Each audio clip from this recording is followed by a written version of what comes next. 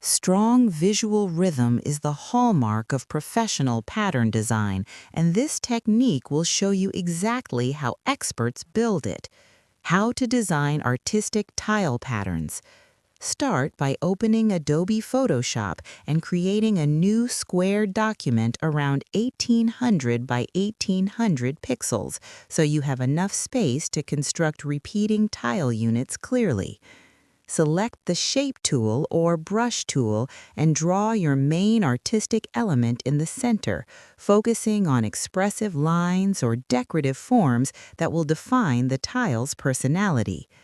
Once the base design is ready, duplicate the layer and position copies toward each corner